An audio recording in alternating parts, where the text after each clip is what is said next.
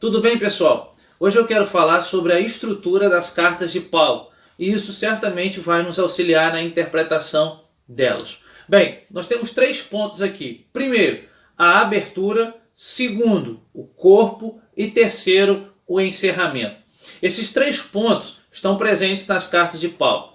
Na abertura, Paulo, em primeiro lugar, vai identificar remetente, destinatário e vai fazer algum tipo de saudação. No que diz respeito ao remetente, é comum a gente observar nas cartas de Paulo a seguinte expressão: Paulo, servo de Cristo, chamado para ser apóstolo. Bem, ele está identificando então o remetente, eu, Paulo. É comum notar a titulação que Paulo apresenta.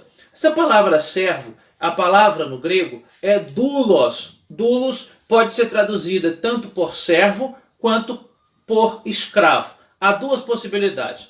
Em geral, as nossas Bíblias traduzem por servo. A pergunta é, não poderia ser traduzido por escravo? Bem, aí depende do pano de fundo que nós tomamos a expressão. Se tomarmos a expressão de servo, doulos, no sentido do Antigo Testamento, é como se Paulo estivesse dizendo, eu, Paulo, servo de Cristo. Eu, Paulo, escolhido por Cristo. No Antigo Testamento, os servos de Deus eram aqueles que haviam sido escolhidos por Deus. Então Paulo está dizendo que é escolhido por Deus. Se o pano de fundo for o mundo greco-romano, então poderia ser traduzida por escravo, visto que no mundo greco-romano o escravo não tinha voz, o escravo não tinha vez, o escravo simplesmente recebia ordens do seu dono. Então é como se Paulo estivesse dizendo que ele pertence a Cristo, que ele é propriedade de Cristo. Em seguida, nós vemos a identificação do destinatário. Por exemplo, como na primeira carta que Paulo escreve aos Coríntios. Ele diz, a igreja de Deus que está em Corinto. Então ele vai identificar o local para quem ele está escrevendo a carta. E assim o local que a carta está sendo destinada. Dentro ainda do que diz respeito aos destinatários, é comum Paulo chamá-los de amados, santificados, santos. Isso aparece em algumas de suas cartas. Depois, nós temos a saudação.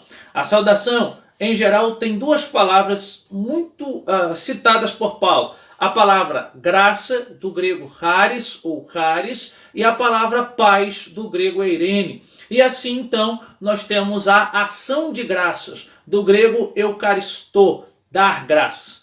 Logo em seguida, Paulo inicia o corpo da carta. O corpo da carta é onde Paulo vai conclamar a igreja, é onde Paulo vai informar a igreja sobre os assuntos que ele pretende tratar.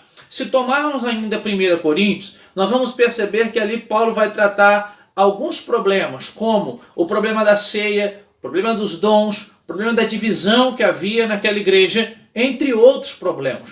É interessante notar que as cartas de Paulo são escritas, em geral, a partir de um problema que está estabelecido na comunidade. E Paulo se coloca como um pastor que está apto para sanar esse problema. Então Paulo escreve a fim de resolver e de sanar este problema. E por fim, nós temos a finalização da carta, o que é chamado de encerramento da carta de Paulo. No encerramento, Paulo faz orações pela igreja ou por irmãos específicos. Nós vemos recomendação de certos companheiros de Paulo, às vezes saudação. Paulo faz referência a um beijo santo e por fim ele faz uma bênção e novamente dá graças. Bem, se tomarmos esse aspecto das cartas de Paulo, dentro dessa estrutura, abertura, corpo e encerramento, certamente isso vai nos auxiliar na interpretação delas. Foi uma grande alegria, um grande abraço e até uma próxima.